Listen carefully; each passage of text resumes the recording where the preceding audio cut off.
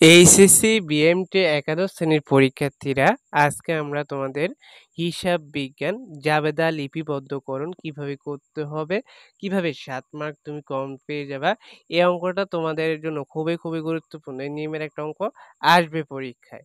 তো দেখো, 2016 সালের জুলাই 1 তারিখে জনাব কৌশিক নগদ 50,000 টাকা, 20,000 টাকা মূল্যের যন্ত্রপাতি এবং 5,000 টাকা মূল্যের পণ্যদ্রব্য আনয়ন করে ব্যবসা আরম্ভ করলেন। উক্ত মাসে তিনি নিম্নোক্ত লেনদেনগুলো সম্পূর্ণ করলেন। তো এখানে 5 তারিখ থেকে 30 তারিখ পর্যন্ত দেওয়া আছে। তো আমরা প্রথমে 1 তারিখটা লিখি। প্রথমে তোমরা জনাব কৌশিকের জাবেদা বইয়ের শিরোনামটা লিখবা। তারপরে তারিখ, বিবরণ, খতিয়ান পৃষ্ঠা, ডেবিট টাকা, ক্রেডিট টাকা এভাবে গড় করতে হবে পরীক্ষার খাতায় অঙ্ক করার আগে। তারপরে দেখো, এখন প্রথমে আমরা 1 তারিখেরটা লিখব। 1 তারিখে কি কি আছে? নগদ 50,000। তো লিখবা 2016 জুলাই 1 নগদান হিসাব ডেবিট 50,000 টাকা। তারপরে মূল্যের 20,000 টাকা মূল্যের যন্ত্রপাতি, তো যন্ত্রপাতি হিসাব ডেবিট 20,000। তারপরে এবং 5,000 টাকা মূল্যের পণ্যদ্রব্য। পণ্যদ্রব্য বললে তোমরা ক হিসাব দিয়ে দিবা। ক হিসাব ডেবিট 5,000 টাকা। সবগুলা যোগ করলে 75,000 টাকা লিখবা মূলধন হিসাব দিয়ে। মূলধন হিসাব ক্রেডিট 75,000 টাকা। এটা মনে রাখবো পর থেকে। সবগুলা যোগ করে তারপরে ক্রেডিট করতে হবে মূলধন হিসাবে, হ্যাঁ? যেহেতু নগদ টাকা, মূলধন ও পণ্যদ্রব্য নিয়ে ব্যবসা আরম্ভ করলেন। এটা লিখতে হবে। এটা অনেকে লেখে না, এটা লিখতেই হবে। তারপর এখন আমরা 5 তারিখেরটা দেখব। জুলাই 5 আজাদের নিকট হতে পণ্য বিক্রয়। কোনো নাম উল্লেখ থাকলে মনে করবা বাকিতে, হ্যাঁ?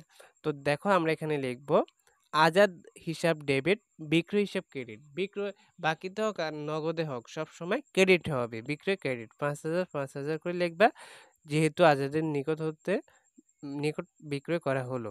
তারপরে দেখো 7 তারিখেরটা, আজাদের নিকট হতে প্রাপ্ত চেক সরাসরি ব্যাংকে জমা দেওয়া হলো 3,000 টাকা।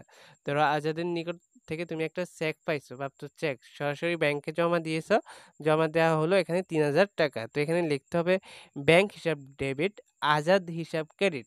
তো 3,000 3,000 করে লিখবা, যেহেতু আজাদের নিকট হতে প্রাপ্ত চেক ব্যাংকে জমা দেওয়া হলো, ব্যাংকে জমা দেওয়া হলো। তারপরটা দেখো, সোবহানকে চেকে প্রদান 8 তারিখে 5,000 টাকা। তো দেখো এখানে সোবহান হিসাব ডেবিট, ব্যাংক হিসাব ক্রেডিট 5,000 5,000, যেহেতু সোবহানকে চেকে প্রদান করা হলো। তারপরে দেখো 10 তারিখে কুঋণ ধার্য করা হলো 1,000 টাকা। 10 তারিখ, তো এখানে আমরা লিখব কুঋণ হিসাব ডেবিট, বিবিধ দেনাদার হিসাব ক্রেডিট। হ্যাঁ, এটা মনে রাখবা। যখনই তোমাদের কুঋণ অঙ্ক আসবে ধার্য করা হলো, তখন দিবা কুঋণ হিসাব ডেবিট, দেনাদার হিসাব ক্রেডিট 1,000 করে দিবা, যেহেতু কুঋণ ধার্য করা হলো। এটা লিখে নিবা। এরপরটা দেখো তোমরা 20 তারিখেরটা, ব্যক্তিগত প্রয়োজনে কারবার হতে উত্তোলন। এটা প্রতি বছরে আসে, হ্যাঁ?